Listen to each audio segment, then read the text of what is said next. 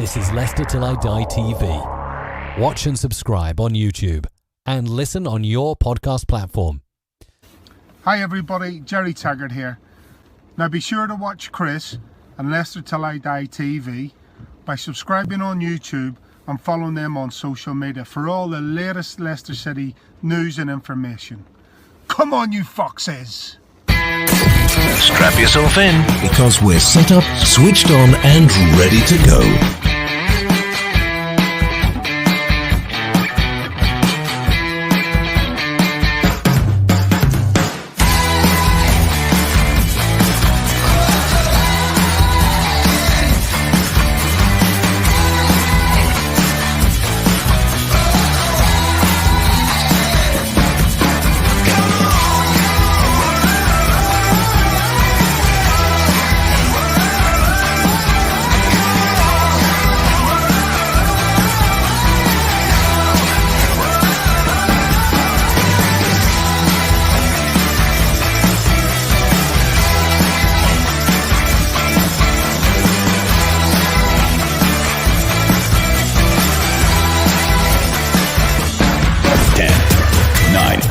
Eight, 7, 6, 5, 4, 3, 2, 1.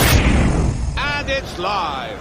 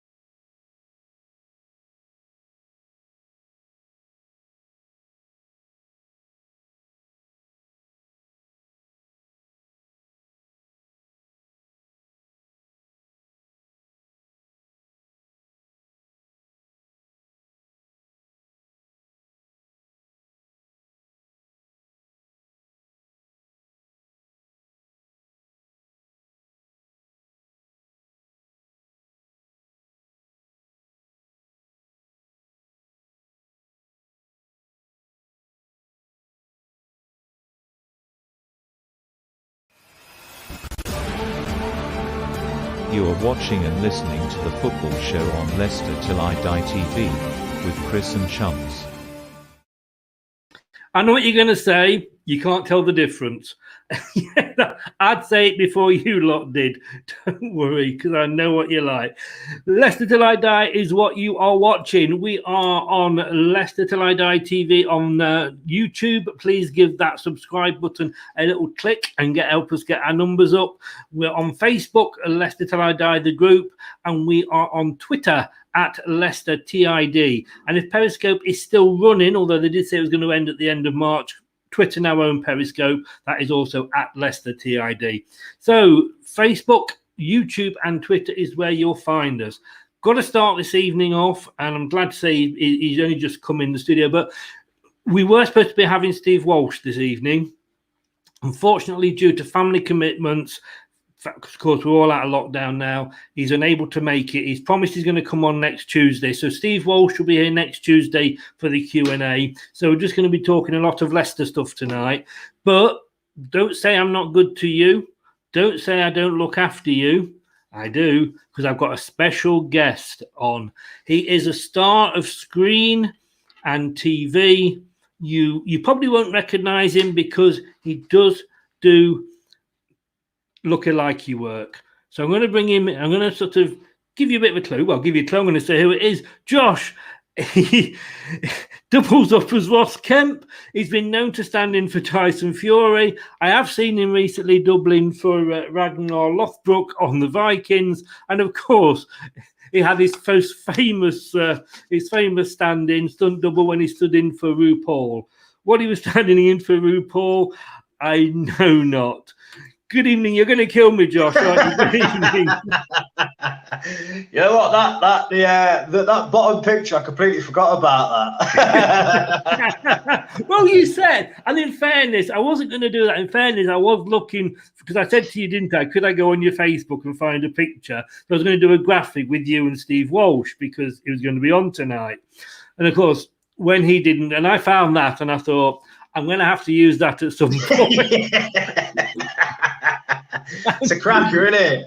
I can say, I don't know whether it's the ginger hair or the blue woolen dressing gown that you. Yeah, that's it, mate. Well, the thing is, I thought, well, at the time, I can't remember where I got the bloody wig from, to be honest with you. But it's not something I do in my spare time all the time. So. Yeah, that's what you say. Apparently, you are through to the semi-finals of the drag queen competition.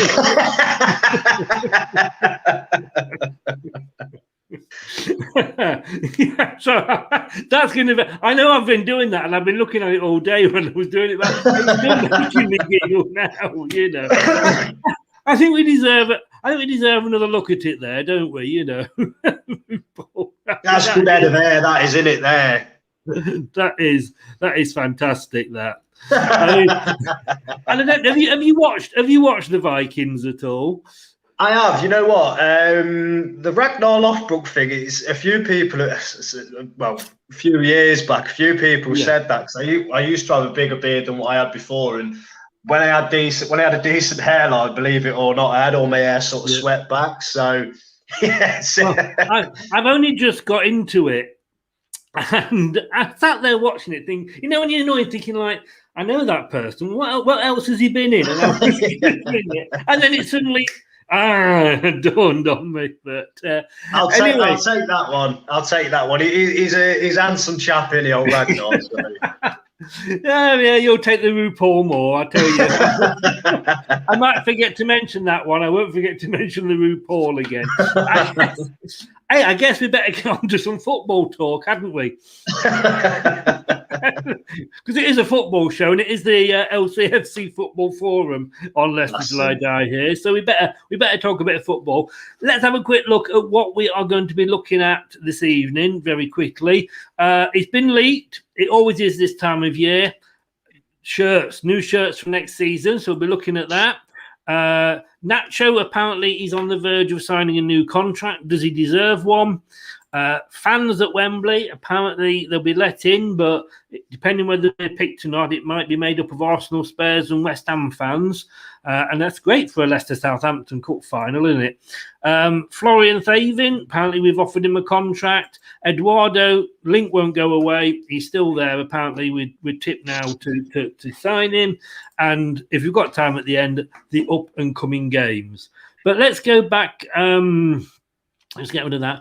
Let's go back, and Josh. I mean, football shirts. I mean, I'm like I said, I turned 60 yesterday, and I can remember I'm buying replica shirts now from periods in Leicester's history when we didn't do replica shirts. It is a big part of the market, and again, when they did start changing, I used to moan a bit like, when you say when you're going to give up smoking, I'm going to give up smoking when it gets to £1 a packet and all that. And I said, I'm going to stop buying replica shirts when they do one every year. And that's what it has. But it is such a big part of the club's finances, isn't it? It's a massive market, mate. Before I go on to that, just say happy belated birthday for yesterday, pal. I hope you had a good one, the best one that you can under the circumstances, anyway. And my neighbour bought me one of my favourites. She made me a coffee and walnut cake, which is my favourite cake, and it's a huge one all to myself. I'm slowly working my way through it. I have it for breakfast, lunch, and dinner. But there you go. You see, saves cooking, doesn't it? I guess it does. It does. Appreciate that. Thank you, mate. That's all right. No worries. I think, like you say, with shirts, it's such a big market, especially in football nowadays. And I think the retro shirts, I'm not surprised that they sell as well as they do, because you see a lot of them about with all generations, really. I mean, to be honest with you, I do prefer the retro shirts to the newer ones. I'd say this. I mean, we were speaking about it off air, and to be honest, no matter what kit we bring out every year, you're going to have your negative Nellies, and they're going to say, oh, you know, I don't like this, I don't like that. But then within a couple of months, it's grew on everybody, and it just gets sort of forgotten about. But for what it is as well, I mean, the prices go up each year. I think obviously others being with Adidas now, you know, the price of a shirt nowadays is ridiculous, really. And I think it's not something that I personally go out and buy off my own back with my own wages. It's one of them where I sort of get one bought for me for Christmas or my birthday and stuff. So, but yeah, it's a big part of it, innit? You know, and I suppose it's the best way you can show your colours. Yeah, I'm with you. I prefer the retro shirts. Definitely, I think. At the minute, it's good to see as well, especially like, you know, the online store, and if you go into the club shop when it's open, there's quite a decent selection of retro shirts now. So yeah, I think I might have to actually treat myself to a retro one soon. Well, every time I buy one, they bring another one out that I absolutely love. I mean, you know, that the grey and blue halved one, and the green and blue halved one was my favourite away shirt ever. And I was looking for it online, and the next day it came in the shop. And now they brought the white one out from when we got through to Wembley for the first time with Martin O'Neill. And I actually got one off eBay for an away yellow one, because I haven't really got a yellow one. It's terrible, but I mean, they're leaked every year, sure, you know, and you think, oh, you know, it's somebody sat at home, nothing to do, putting this out and then starting the rumours that this is the new shirt. But they do seem to be getting leaked more and more and more. And I'm not saying that this is particularly a correct representation, because, you know, at the end of the day, you know, how reliable is footyheadlines.com? But, you know, our owners have been hit very much with the COVID because of the industry that they're in. Mm-hmm. So, you know, with something like this where you can, and I mean, this year I bought all three. I bought the blue, the purple, and the white. And I love the purple, one of my favourite colours. But that's because I do this. I won't be doing it again next season.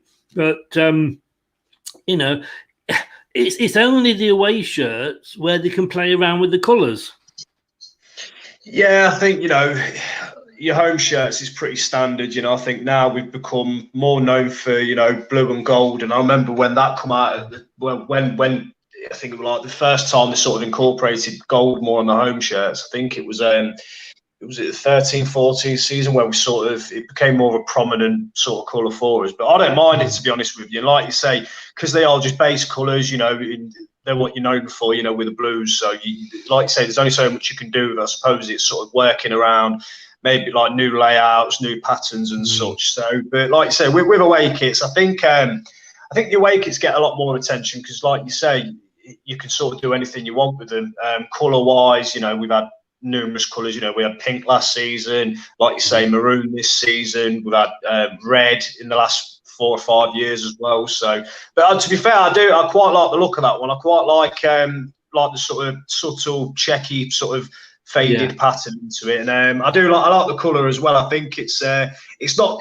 I mean, with the pattern in it, it's sort of like I say, it's subtle, so it's not too much. It's not in your face. It's quite simple, and I'm a fan of that. If it does turn out to be that one, I'll be pleased with that one, definitely. I will probably buy it if it is that. But I mean, even this one I've got on here, which goes way back 80s, even this has got a pattern in the background. But you know, some of the comments on the shirt was. This was on the Facebook group. Stephen said, nope, dark blue, yellow, white, grey, burgundy, and even pink, but not light blue or red.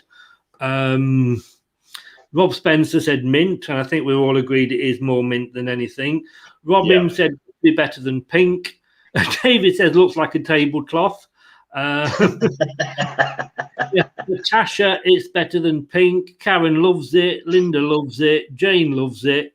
Dave says it's a good change, so it's a right mix. You're never going to please everybody. We know that all the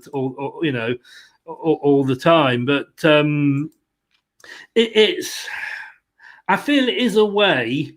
Like I said, that I mean, my son will never buy and he plays five-a-side football and he plays different teams, so he has to wear different shirts. So he always waits to see what colour the away shirt's going to be. But we all moaned about the pink one, didn't we? I didn't. I love the pink one. yeah, exactly. Yeah, I'm not buying that. Never buying that. And I went out and got it. Yeah, I know what you mean, mate. I think the pink one was quite divisive at the time because, you know, a lot of people will say, well, it's not really a masculine colour. I disagree. You know, you can wear any colour and get away with it for me. And when the pink one first came out, I mean, even now I've still got it, and I really do like it.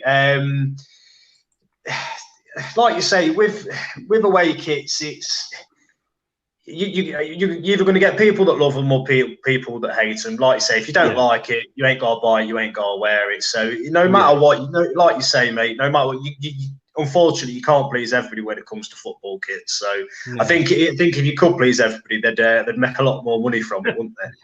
Yeah, as Sandra says there, good change, and it is. You can't, you know. I say I like the white shirt, and I went mad when they stopped doing that because to me we were always blue and white. But you can only go so far with the same colour. I mean, this is on my website, LeicesterTillIDie.com, under specials, and it's every shirts that we had going back to sort of 79, well, even 76, 79 there, which was one of my favourites. We had a white away shirt, then white. Then we had, of course, the old green and yellow, what I call Lineker Linex shirts, Iron Coop. Then we had red for 3, 4, 5, 6 seasons on the trot. We had red. Yeah, that's it. I think the first time the red come out again was, you know, obviously after that when the season got promoted, and everybody sort of blew the top a bit and thought, well, you know, red is sort of associated with, you know, them up the road, Forest, and one of them where. But again, it's a kit at the end of the day, mate. You know, it says Leicester City on it. Other than that, you know, it doesn't bother me what colour we play in, to be honest. Then we had some yellows, then we had some whites, and then we had yellows. Oh, I love this one. The black and gold, the black and blue stripes. Yeah. The white one we had a couple of seasons later with the blue and black on it.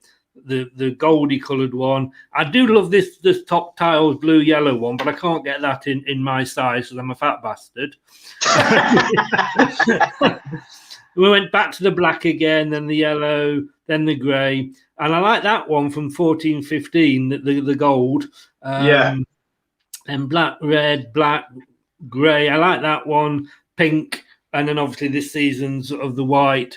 And I must admit, the white one is such a bad quality. I really don't like the white one at all. It's just like wearing a T-shirt.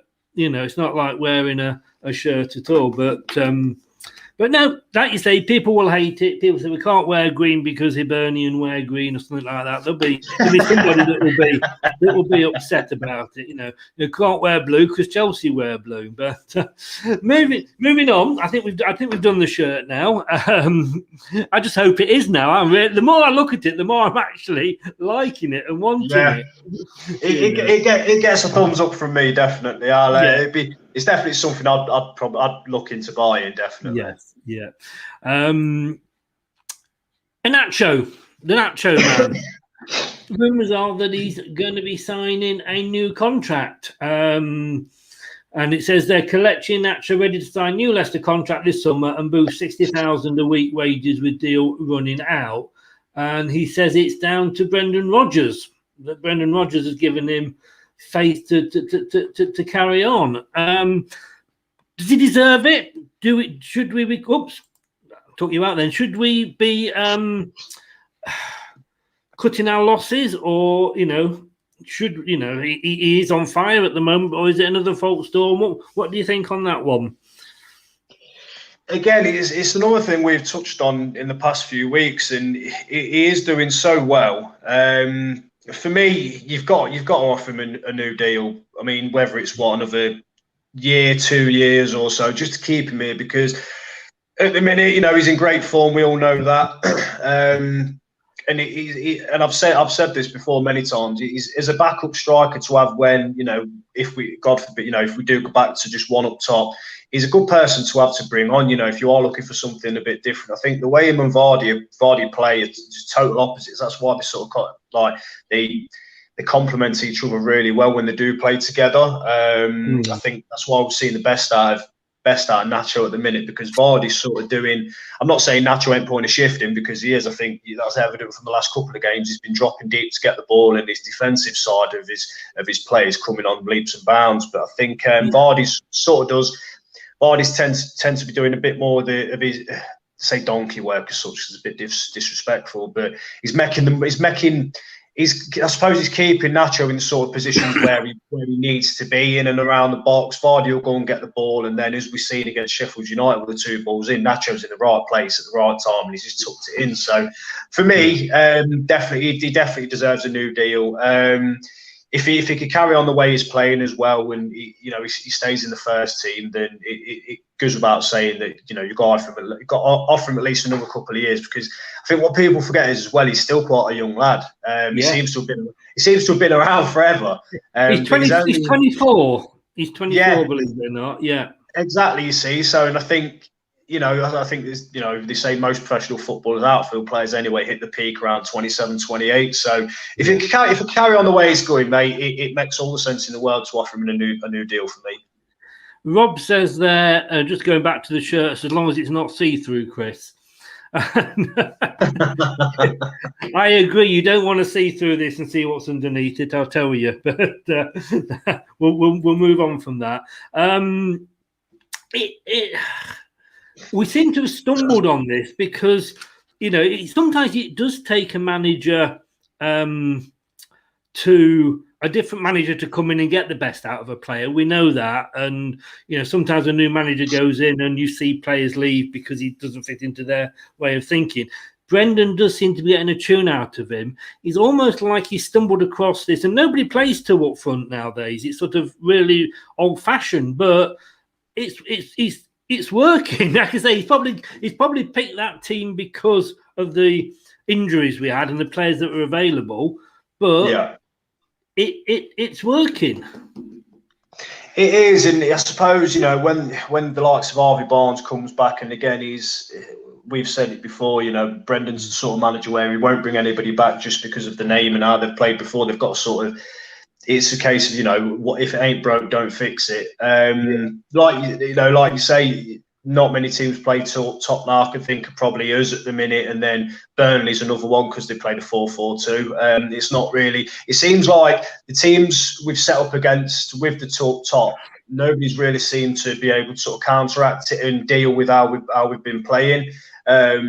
And again, with Vardy and Nacho up top, it's giving opposition defences a lot to think about. Like I say, when Harvey Barnes does come back, you could sort of, I think, unfortunately, Nacho's probably going to drop to the bench. But having said that, if he's still banging the goals in and Vardy ain't, as much as I think, that's no disrespect to Vardy at all. I think even though he's not scored the last few games or so, I think his gameplay's really, really come on. He's doing a lot, like I say, he's doing a lot of defensive work. He's setting the goals up and he's putting a massive, massive shift in. So I think whether Nacho keeps starting or not, mate, I think, like you say, I think it just all depends on which injured players come back sooner rather than later. It's gonna choose a formation for Brendan, really. As that well-known prophet of English football, Mike Bassett, once said, 4-4-2. But it's working. And you mentioned Jamie Vardy, and I think I saw this. I think it was maybe on another show. But if it was Perez, if it was Iheanacho, if it was Kramaric, if we still had him, Gray, if they'd gone that long as Jamie has without scoring, we'd be on the backs. And Jamie seems to sort of, and quite rightly, with what he's achieved, maybe he deserves a little bit of a chance. But I mean, I'm just looking at this season. I'm only going to compare this season because it's the only one that matters. Jamie's made 25 appearances. Now, this is only Premier League. We're not talking Europe. We're not talking cups at all. So just in the Premier League, he's made 25 appearances and he scored 12 goals. Kelechi Iheanacho, 16. Not all are starting. A lot of those were subs, of course. And he scored 6 goals. it pretty much sort of stands up there, in comparison. And if we're going to put it as, I'm just trying to find it, as a direct comparison, Jamie's goals per match is 0.48, Kelechi's is 0.38.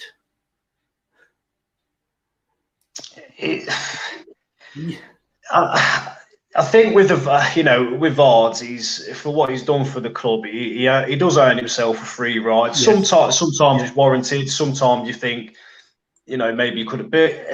If Vardy was playing poorly, then I could sort of understand people getting on his back. But I think because he gives his all every single game. I think is he's getting on a bit now. He has lost a bit. He has lost a yard of pace. But the effort's always there. I think Brendan said it before in interviews. He said he was really surprised with his sort of footballing brain, and he knows sort of the clever runs to make. And I think for somebody who didn't play professional football until 2012, he joined us from non-league. I think that says a lot for him as well. I think as maybe next season, the season after, if he has got 2 or 3 seasons left in him, I think we might sort of see Vardy maybe dropping back a little bit more. Maybe even it sounds daft, but maybe even Brendan might stick him out on the wing. You don't know. He's done it with England. He's done it for England before.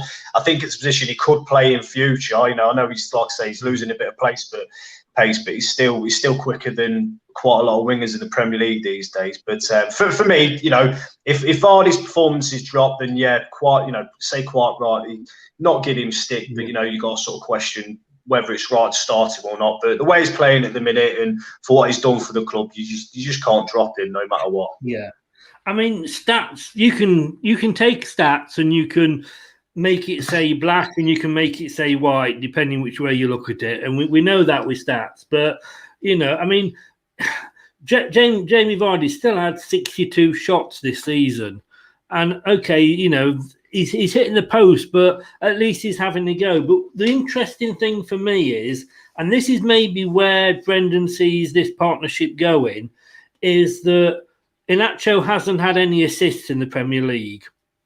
Mm-hmm. Okay, we're only looking at the Premier League here. Jamie Vardy's had 7.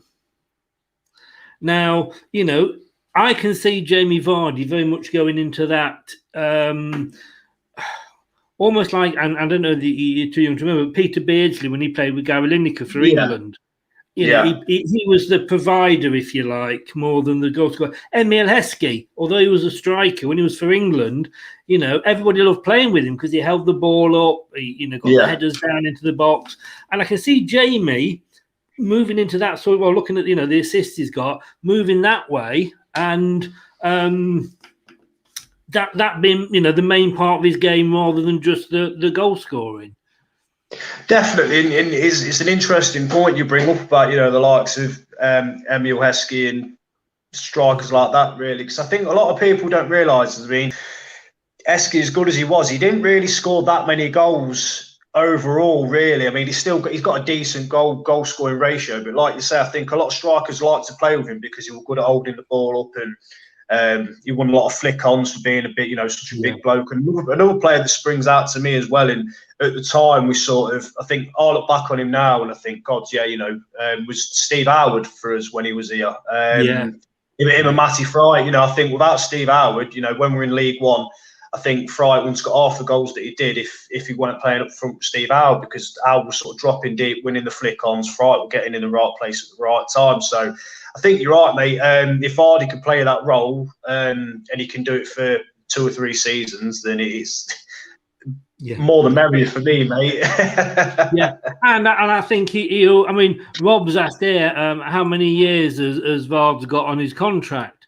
I'm not sure, to be honest with you, but I think when he is, his speed has gone totally for 90 minutes.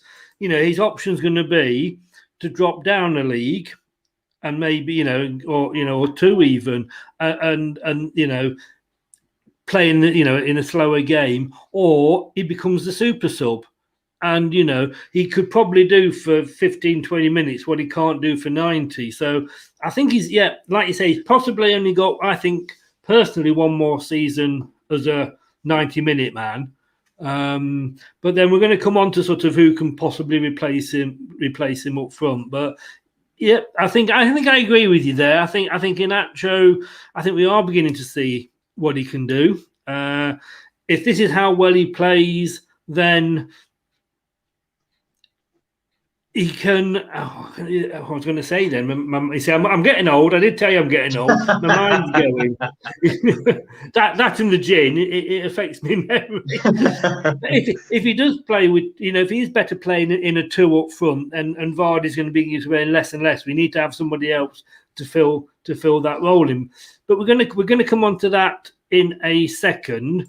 What we're going to look at now is the FA Cup semi-finals. And we are there. We're actually in a semi-final. The last time we were in the semi-finals when the Falklands War was on. I always remember reading the paper on the train going over to Villa Park, the headlines in the Sun, as you would believe, it's war. Typical Sun. It's been a while. We're there. There's rumours that one semi-final might allow fans in. And I think that's totally wrong. If it's only allowed into one, the final, obviously, that's it. We've got to get there first. I read this today that one of the FA Cup semi-finals, if it is fans, it will be made up of a maximum of 4,000, but there will be local residents. So we're going to have, like I said at the get-go, we're going to have West Ham, Arsenal, Spurs, Palace fans, whatever, watching Leicester play Southampton. It's just another way of the pissing the fans off, isn't it? It is. I can't see why they wouldn't have, 2,000 of our fans, 2,000 there. The only way I can see they don't want that working is, it's essentially, it's not essential travel, is it? That's the only thing I can think of. I suppose if they are to say, neutrals go in, and then you got to look at it. Well, if it was for the Chelsea Man City game and not our game, you got to think, well, you could guarantee some Chelsea fans will get in and make out, they are local. Wembley ain't that far for them, so it's going to go that way. It's as much, as much as I miss watching football with fans. I'm sort of that used to it now without fans. I've just it sounds daft, but I've sort of forgot about it. You know what I mean? I'd sooner rather than make it fair and say, no fans for either semi. You can have your own fans there, a certain amount of your own fans at the final, because it's a massive day, and to have one semi-final and not the other, it seems pretty daft to me. It really does. And if you've got Leicester playing Southampton, you've potentially got 4,000 people booing every single player on the pitch. Yeah, and yeah. I don't agree. Fair enough, booing the opposition. That's all part of the game. But you don't. I don't believe, no matter how much I have criticised, and I think as fans we're entitled to criticise players for the 90 odd whatever minutes they're on the pitch. I would never boo a player, my own player. Yeah, definitely. I think Dennis Wise might have been the exception, but but you've got that. I just think it's unfair on the players to have 4,000 people booing them. It is, but again, this might sound far-fetched, but I suppose another thing they could do is like a bit of a school initiative. So they could say, like, to school kids, I tell you what, we'll take 4,000 school kids from around London or wherever the local areas. Emergency helpline staff, people like that, and NHS staff, things like that. To make it fair, give them a day out, and that way, you're not, like you say, you're not going to get idiots in the stadium just booing for the sake of booing. It's going to be the right sort of people there, and if they've got a chance for a day out, fair enough. So I'd quite like to see something like that. Again, it's probably a bit far-fetched to ask that sort of thing to happen, but to be honest with you, there's one good reason why that won't happen, Josh, because it makes bloody sense. Yeah, I suppose. yeah. And when has the FA and sense ever gone together? Rob's made a very valid point here. What about 4,000 NHS workers? Yeah. And I'm just looking at the picture though of Wembley. £4,000, 4,000 fans in Wembley. It's going to be like turning up at, you're having a party for yourself and nobody turning up and there's only you there. It's not going to help an atmosphere at all, is it? It's not. And this again, this is no disrespect to anybody at all, but I think when they tried, it was just before Christmas when they had, I think certain teams were allowed 2,000 fans in, and as much as it was nice to see people in the stadium, watching live football, and it's great for them. For me, it's just the atmosphere didn't sound the same. I think, like I say, I think it's because I've got that used to having bloody overlaid atmosphere from Sky Sports and BT and that. It just sounded a bit odd with only you can only hear like faint shouting and stuff. And again, that's no fault of the crowd at all. But no. I know exactly what you mean, mate. I think 4,000 people for a stadium that size, it's. If you think 2,000 people or 2,000 fans in the Cottage compared to 9,000 fans. 4,000 fans in 90,000 seat to Wembley. Yeah. I know which one would have more of an atmosphere, but I just think sometimes I just don't. I know it's not necessarily, and I might have been a bit unfair there with blaming the FA because, of course, governments have got the guidelines in place, and it's frustrating, but it is what it is, and we've got to try and stick to that so that we can actually get out. And there's no point trying to break the rules and then we have to go back into lockdown again. But it just seems you're going to let 4,000 in. There's got to be a better way than just saying local fans. It's got to be like Rob said, NHS workers, or like you said, school kids. I think both of those ideas are excellent. Jonathan, he asked this earlier. Jonathan, good evening, Jonathan. Thanks for joining us. Welcome along. Don't fall for it, Chris. Don't fall for it. No.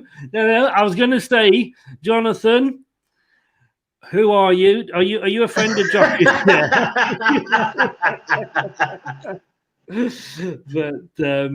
But he's about to get blocked. There we go.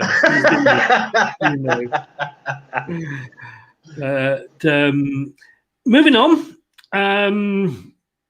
And we will see what is the right players we've been linked with. I'm going to change this around a little bit because we've been talking Iheanacho and his new contract. Famously, Celtic's B team is better than Leicester's A team, according to a certain. I don't like to call him a pundit. There's another word beginning with a W that I want to call him, but and he does. It's not working for Nat West, but this guy could be moving from the B team to the A team. There we go, very nicely decked out with his Mr. T jewelry on there. We're being tipped. They won't go away, these rumours. They won't go away. And, it would be very easy of Brendan to come out and just go, no, he's not a player I'm looking at. It would be so, and he hasn't done, which is obviously just adding fuel to the fire. I wouldn't mind him. I think, like you say, mate, it's one of them transfers that I'd say for the last 3 or 4 transfer windows, we've constantly been linked with him. As you say, Brendan's never come out once and he said no. He's not somebody we're looking at because he must hear these rumours all the time as much as we do. I think for Celtic, he's been absolutely fantastic for him. Again, I think he's sort of in the same sort of mould as. Was it Moussa Dembele they used to have, the striker who went on to Lyon? That same sort of player where he'd gone to Celtic, Scottish League, as much as people knock it, you still got to go there and score goals. A lot of people knock the Scottish League, and you look at some great strike. People look at Henrik Larsson, look what he did for Celtic, and he's regarded as one of the best strikers ever to play the game. So I think there's a lot to be said for the Scottish League. For me, I think it costs quite a bit of money. I think he'd want a decent wage as well. But I think I just seen from there as well, Liverpool and Arsenal after him. I think if he is to pick a team, and it's not me being biased at all, just because I'm a Leicester fan, whether he'd fit or not at Arsenal, they've got Aubameyang, Lacazette, Liverpool, Firmino, Salah, Mane. I think he's got to sort of look at us and think, well, Brendan obviously knows him really well from his time at Celtic as well. And we are the project we're building now to, hopefully sustain to be a top 4 team. I shouldn't see why we'd be out of the running to sign him. I could see as being one of the favourites, to be honest with you. But it's definitely a player that he interests me, definitely. I think if we can bring him in for the right price, then it'd be a cracking signing. I mean, Watkins went to Villa because he played under Dean Smith at Brentford. So it does have an effect. And Chilwell went to Chelsea because he liked Frank Lampard and thought Frank Lampard, the defender, could take his game. Midfielder could help him out there. Not worked out well for him, has it? That. So there's obviously that link with Rodgers and Eduardo. I want to say Eduardo. It's not. It's Eduard. I must get this. Must start dropping the L.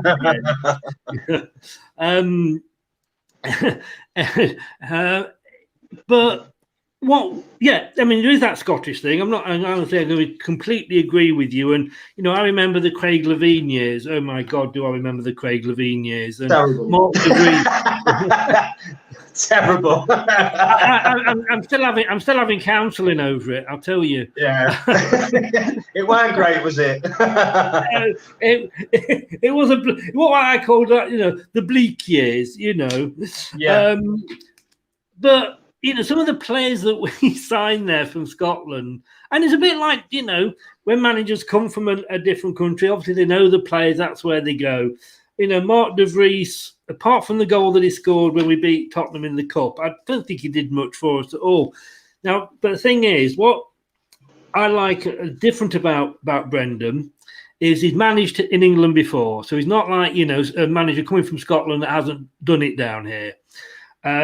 He took Eduard to Celtic, but the big thing for me is Benkovic. He had 2 seasons. He was a regular at Celtic. Comes down to Leicester, doesn't think he's ready for Leicester, and yet he was a regular starter in Celtic. So to me, Brendan knows to look at a player and go, yeah, all right, Philip, you were good for me when I was in Scotland, but you're not good enough for the English Premier League. So he knows that. Yeah. So if he does go for Eduard, he's going to believe that he can do a job. Definitely, you've hit the nail on the head with that. I think, would not touch Eduard for what I see. Yeah.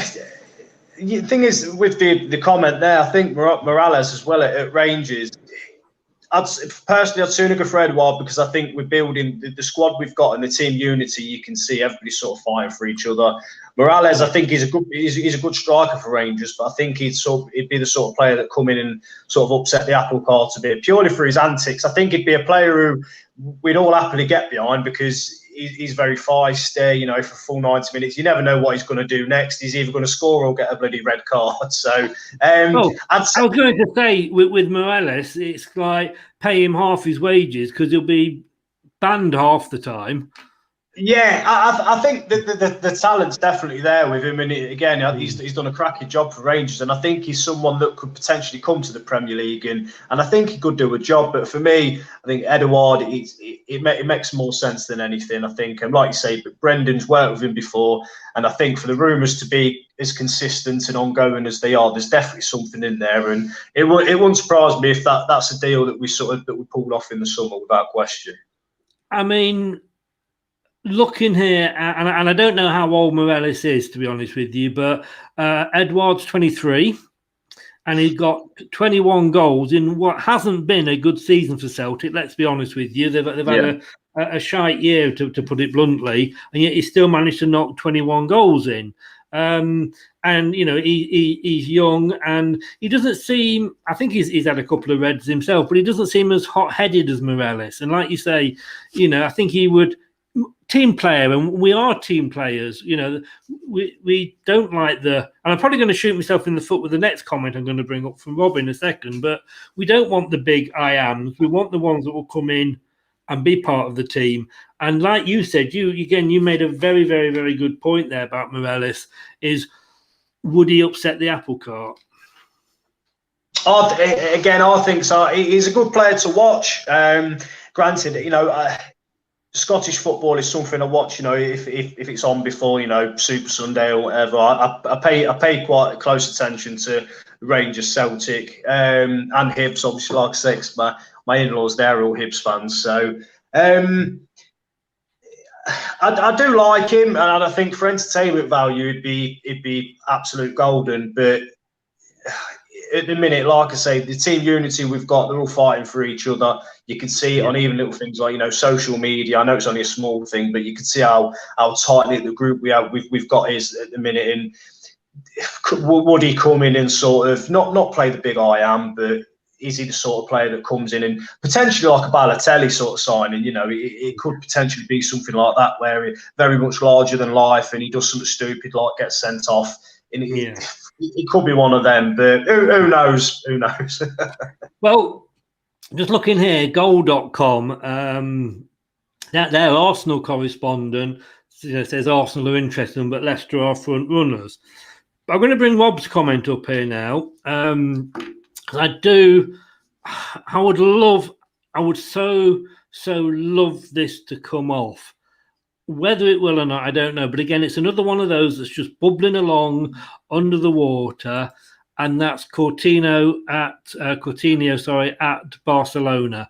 Barcelona are struggling, and you know, as much as well, the same as every club is. You know, the big clubs, they haven't got the money to throw about that they used to. You know, they can't go out and do El Galacticos as they do at Real Madrid, and you know, buy 40 million pound players in. So they are struggling. I doubt they're going to let him go for a price we can afford when you come to think what they paid Liverpool for him, because that's one hell of a big. But I think our ceiling, to be honest with you, is when we've looked at who we've not gone for. The 40 millions we played for Tielemans is probably going to be our record for quite a while. Now they paid 120 million for in Barcelona. The big question, of course, though, is wages. Yeah, you'd love to see him at Leicester, wouldn't you? Without question. Again, it's another one that it's a rumour that hasn't really gone away. I think when I first heard his link with him, I thought, well, how far-fetched is that? But you know, the more you think about it now, it's not out of the realms of possibility for me. Again, he's another player Brendan's worked closely with. I think Brendan really, I think he actually brought him over from Inter Milan. Got the best out of him. Made probably his best football seasons he's had so far in his career. I think, you know, he's gone to Barcelona. It's not really worked out for him, and I know he spent time on loan at Bayern Munich, and he did fairly well there. Again, like I said, it's transfer that when I first heard about it, I think it was a couple of seasons ago, you know, there were talks of whether we could get him in on loan. I'm thinking, not a chance. But you know what? For me now, I wouldn't put us out of the race to sign anybody, because, again, for, you know, second season running, we're in that top four question. We've got a brand new training ground open that's going to attract, you know, say no disrespect to the players we've got at the minute, because they're all fantastic, but, you know, sort of higher caliber players that are more well to the next level.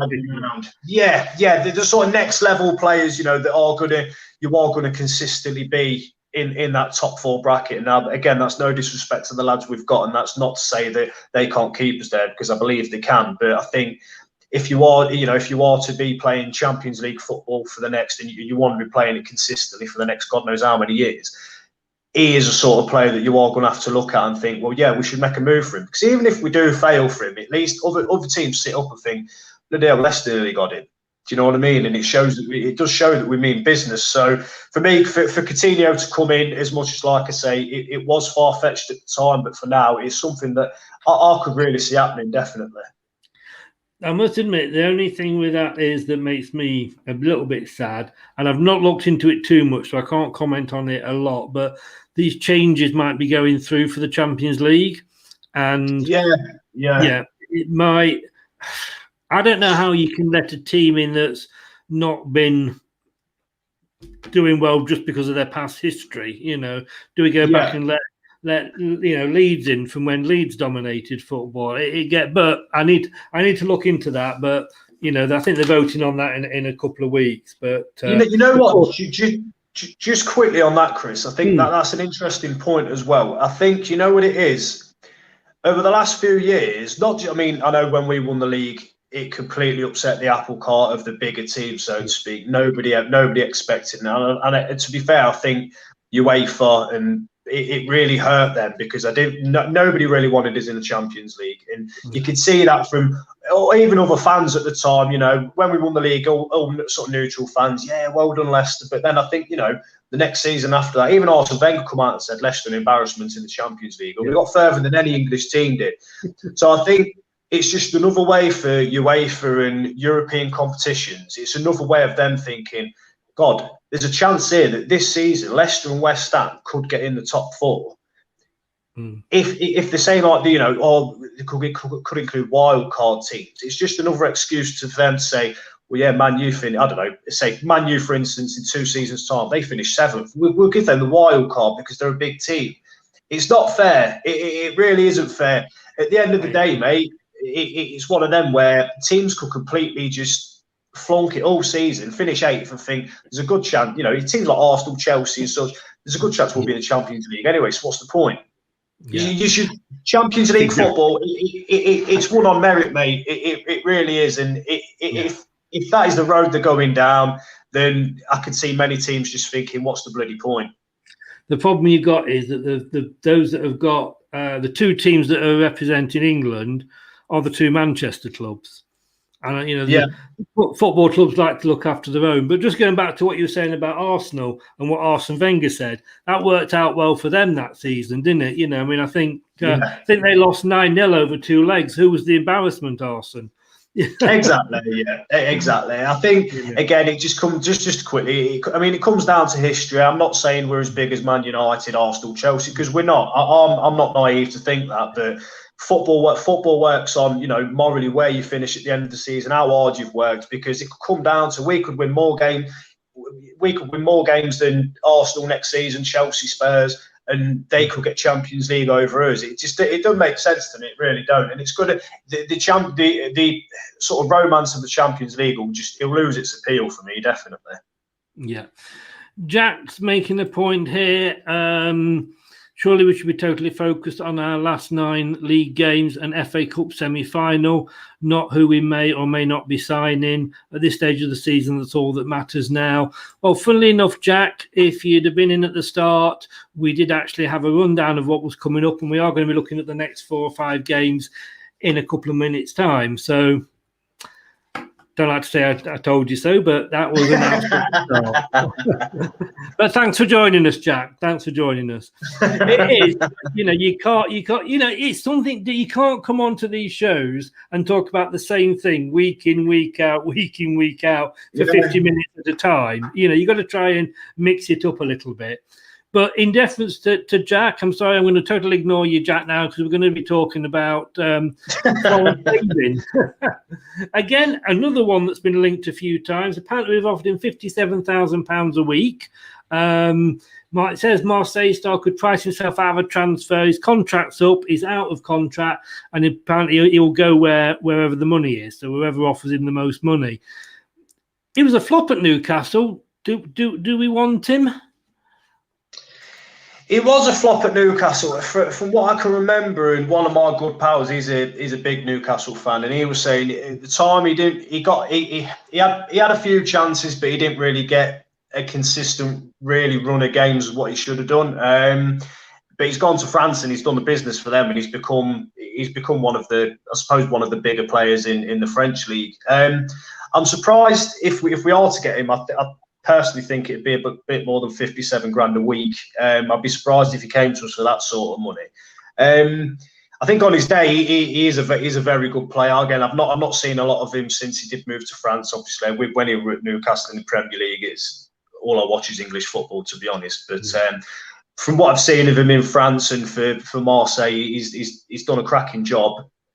Again, it's another one we've been linked with for a while, so it's a signing you could see us pulling off. And I think, you know, God willing, we do get top 4. He's a player that you'd sort of think, well, yeah, you'd expect him to come in, definitely.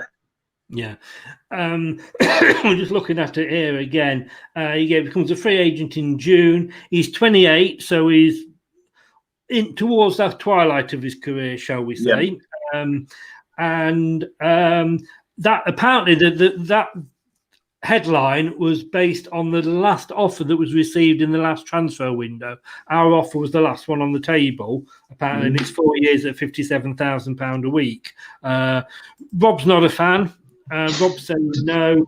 I don't know enough, to be honest with you, Rob. I'm very much like, I only know him, remember him from Newcastle, but, you know, Josh, like I say, if you're doing well in France, hey, Fofana, he was doing rather well in France, and he's done all right for us. Now then, Jack, you're going to get your wish now, because you think I'm just throwing this in for the sake of it? No, because I have the artwork here ready. I'm not going to say season defining, because it's not, because we've said that over the last few weeks, last few months, every couple of sort of bunch of games, this is going to be season defining. You know, Burnley, Brighton, Sheffield United, that was going to be season defining. But we've got a couple of tough ones, and then we've got a little bit of an easier run. And I know I shouldn't say easier this season because we've lost to Fulham and Villa and what have you. But we've obviously got Man City coming up. If I sit down and think about Man City and try and sort of be even both sides about it, we've beaten them once this season, 5-2. They lost to Man United. Mm-hmm. It's almost a given, you know, that you think if you get anything from this game, you just take it now, you know. But yeah, and I think the problem with the 5-2 for me was that it was a lot of penalties in there, which you're not going to get that every game. So take the penalties out, it was a lot tighter. But we got the penalties, we won the game. It was 5-2 away from home. We possibly could get something out of that. I wouldn't be surprised if it wasn't a draw, you know. I said a couple of weeks back on here when I think we touched on the Man City game that was coming up, and I think we should go there with just no fear at all. I think for me personally, I look at it as a bit of a free hit, purely for the fact that I think because we've won his last two league games as well as obviously beating United in the quarterfinals. You know, we've beaten Brighton and Sheffield United as such. It's sort of, had we not won them games, or, you know, we drew both of them, you'd be looking at the Man City and then the West Ham game afterwards thinking, God, we could do with at least, possibly 4 points out of them. But I think for me, we can go into it, have a real good go at it, and like you say, if we get a draw, then what a result that'd be. We could sneak a win. Maybe not the way Man City playing at the minute. You know, they're on unbelievable form. I know, like you say, you know, they got beat by Man United, but I just think we should just go into it with you know, no fear at all. Have a go. I think everybody's going to expect us to get beat anyway, and if we get a draw, then, you know, what a result that'd be for us. The thing, I mean, the scary thing is, you know, Man City have only lost 3 games this season, but at the start of the season, people were questioning Pep because it wasn't the best start. But my God, has he put a good run together? And, you know, would you have said at the start of the season, you know, because again, Solskjaer was under pressure at Man United, I thought it was going to be a doddle for Man City. I thought they were going to treat it like a training game. But no, they went out and Man United did them. And, you know, like you say, I think if we get anything from that, it is a point. And I think it might have been you that said this as well. So forgive me if I'm pinching this from you, Josh, but it's more of a worry is the next game away to West Ham. Yeah, I'm to be fair, again, like I've just said, I'm repeating myself, the Man City game's a bit of a free hit for me. It's that West Ham game where I'm looking at it thinking that is massive, because if we get anything against Man City, you know, like you just said, a draw, what a result that'd be. But it's the West Ham game where you're thinking, right, I think, what are we, 7 points? Are we 7 points clear of them now, or maybe less? I can't remember. You're going into that game, you're thinking, right, we win this. And then after that, I think Udi said we've got Southampton, and then I can't remember who we've got the game after. Was it Palace? That West Ham game is such a massive chance to put, it goes without saying, a bigger gap between us and them, because West Ham are a cracking team, and that game's going to be really, really difficult. I think I'm going to be more nervous for that game than I am the West Ham game, than Man City game, because Man City are going to win the league. So if we get beat by them, it's no qualms really. But that West Ham game, if we do go on to lose that, then they close the gap. Teams below them, you've got Spurs and other teams like that and such, and you're thinking could be a bit trickier. So that West Ham game, it's massive for me. That for me, I think our season league-wise could all hinge on that game, definitely. They are 7 points behind us. You were quite right, and they've lost 2 of the last 5. And I'm just looking here, actually. When we last played, did we play them just after we played Fulham? And when we lost to Fulham, were the 2 games, or am I getting them confused, West Ham confused with Aston Villa? I think that might be the Villa game. We played West Ham 4th game of the season. It was after the Man City game. I remember that. I'm just going back now to have a look here. I think, if I'm right, I think we won the first 3, and then we played West Ham at home, and obviously they beat us 3-0. I'm sure it was the 4th game of the season. Yeah. No, in fact, sorry, I'm quite right. We had a run there of 3 defeats in the Premier League because we lost to West Ham, then we lost to Aston Villa. Then we went and played a Euro game and won that. But then we lost to Arsenal. So it was 3-0, 1-0, 1-0. And then we went and beat. I know it was in a bad run when we last played them. And of course, we're in a better run now. But yeah, that, like you say, that psychologically, what the win would give us is good. Vaughan, good evening, Vaughan. I've got a feeling we're going to beat Man City. I've got a feeling in my water, but I think that's the age again. But hey, we've done it once this season. No reason why we can't. If Man City get beat, you always feel for their next opponent. Yes, yeah. Good point, Andy, and good evening, Andy. Hopefully, Yori Fofana and others don't come back injured or knackered. Well, I hope so. I'm more worried about playing West Bromwich Albion. I think this season, I'm worried about playing everybody, if I'm honest with you, because look at what I've just shouted out. We lost to Arsenal, we lost to West Ham, Villa, and yet, we'll go and beat Man City, we'll beat Man United in the you can't. There's just no logic to the season, is there? No, you can't call it. I think the only really consistent team has been Man City, unfortunately for us, because we've got them coming up. I think we've been fairly consistent at times, but then, we'll run into a game where you think, we should get 3 points here. We'll draw or we'll get beat. It's one of them seasons, mate. It really is. And I can totally understand where they're coming from about playing West Brom. I think to anybody else, you look at it and think it's nailed on win for us. But again, it's one of them games where they'll probably come here and it'll be a draw for like 89 minutes and then they'll scab a goal in the last minute. Anything can happen, can't it? Yeah. And Palace, I can remember them beating us 5-0 not so long ago in the Prem. I'm just looking here. I mean, I think if you look too long at Man City stats, you do actually have to go and change your underwear. I mean, they've played 30 games, they've won 22, they've scored 64, they've only let in 21, they've got a plus 43. And they are 14 points clear of Man United. I mean, it is scary, but then you do have to counter that with the fact that we beat them earlier on the season.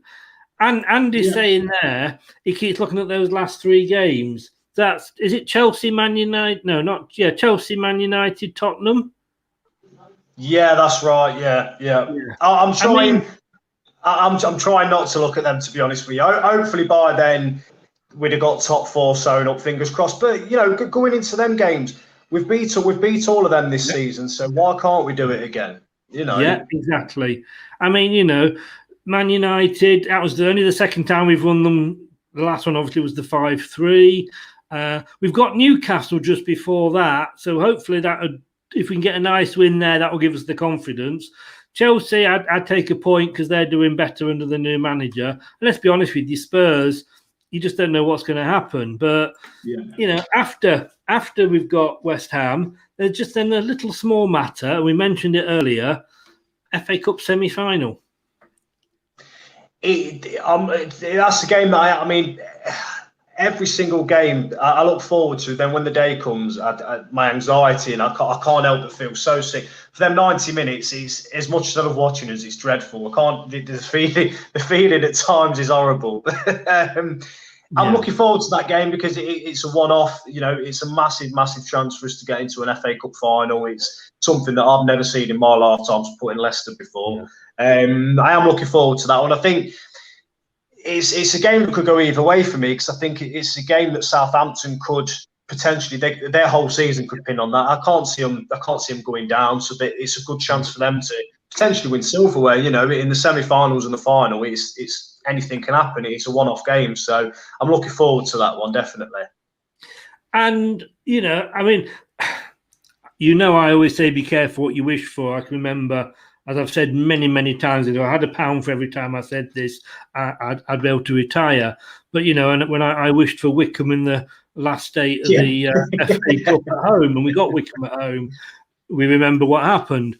The funny thing is that obviously I live on the south coast, just outside Bournemouth in Poole, and I've got quite a few Southampton friends. And one of my best friends, George, he's a big Southampton. He used to be a season ticket holder, and he was sort of saying, in fairness, he understands why we were hoping we would get Southampton, but he said what you've also got to remember is that they were hoping that they would get Leicester. Yeah, exactly. Yeah, and it's worked out. I suppose it's worked out the best for both of us, really. I know only one of us can go through to the final. Fingers crossed it's us. But definitely, you can see both sides of the coin there, without doubt. Yeah, and I don't wish to remind you, but wasn't it you that mentioned during the watch along we did the Man United show about the things they do with the ball so that the big teams come. Yeah, it was me. Yeah. Saying they get favoured. How did that work out for you, Josh? It came back to bite me on the arse, didn't it, last week? It really did. But, I can't be right all the time. Oh dear. And of course, talking of the FA Cup, it's going to be on BT Sport. You know what? Just quickly on that, I thought we'd be the first game. I'm surprised they've put the Man City Chelsea game as the first game. I thought they'd want to leave that as the sort of the big masterpiece to finish off the weekend, to be honest. But hello. Yeah, Little's going to bed now. Bless her. Gotta get the staff now. Mad Jason, welcome. You put R.I.P. Claude. I don't know if I'm missing something here. I've not seen any news.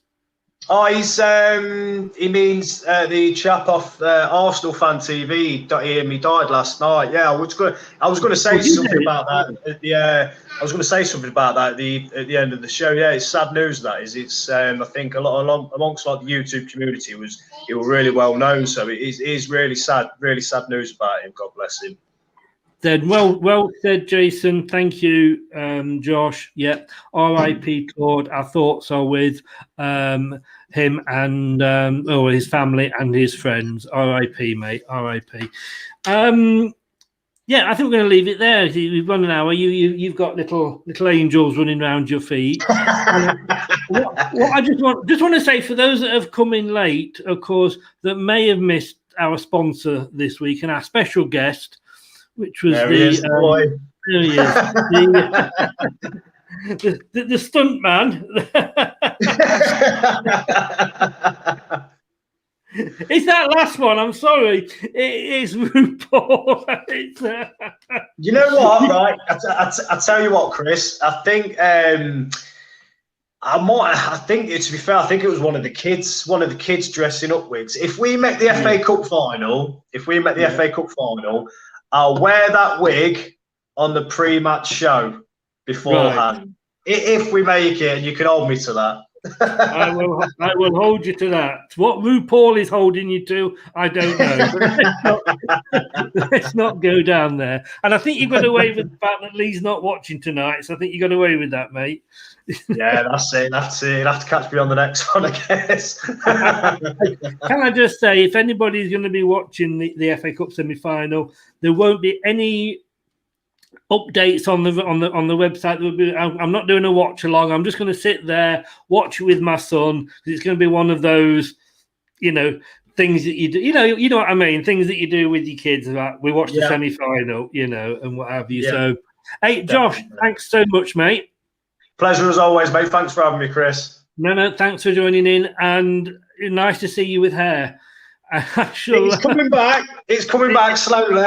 It's coming back slowly, and the beard's coming back as well. So I was meaning the ginger hair, to be honest with you. Well, like I say, mate, if we met the final, then you'll see it live in the flesh. Just a quick question: is that your natural colour that you just dyed because you didn't want to be a ginger? You know what? It's I'm naturally blonde. I was white as a bloody sheet when I was a kid, but as I've got older, as you say, the hairline's receding and the hair's getting darker and a bit greyer now. So it's a bit of a dream. It's amazing how where the hair goes from, but it still carries on growing everywhere else. But that's for another show. That's for another show. Mate, we'll see you on as normal, 50 minutes before the kickoff. And is it Sunday we play?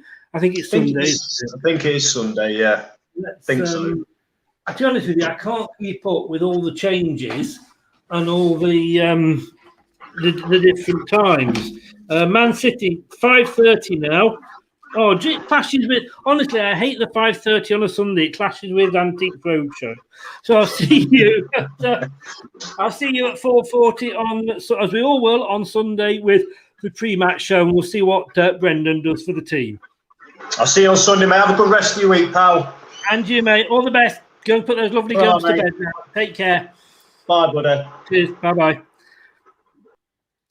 So thanks to Josh there. And it was a bit of a lively discussion. I hope you enjoyed it. Jack, I was only joking, but you did come in late, and we did say we were going to talk about that. We have to kind of throw a few different topics in just so it stops getting boring. I know it's boring most of the time for you. Anyway, this is Leicester Till I Die TV. We are on YouTube, Leicester Till I Die TV. And if you are watching, please give us a subscribe. Press that subscribe button. Although I think it's actually in that corner just there. And follow us on there. That would be great. Love you forever. And if you want to listen to us or listen back to us, everything goes on to the podcast on Apple, iTunes, Spotify, Anchor, and Google. We will be back on Thursday at 7:00 when I'll be here with the Blue Podcast and be talking to a Manchester City fan on the opposition view. Guys, I think England are playing on Wednesday. I've missed the last two games. I've got to be honest with you. I'm really, really, really not bothered. Leicester back at the weekend. That's what we're bothered about. See you 7:00 Thursday, opposition view show. Take care. Stay safe, guys. Good night. Yeah. Be sure to watch Leicester Till I Die TV on YouTube and follow all them social media platforms for all the latest updates and news on Leicester City Football Club. Leicester Till I Die podcasts on the Apple iTunes, Spotify, Google, Anchor, and all podcast platforms. Thanks for watching Leicester Till I Die. This is Chris saying goodbye and see you next time.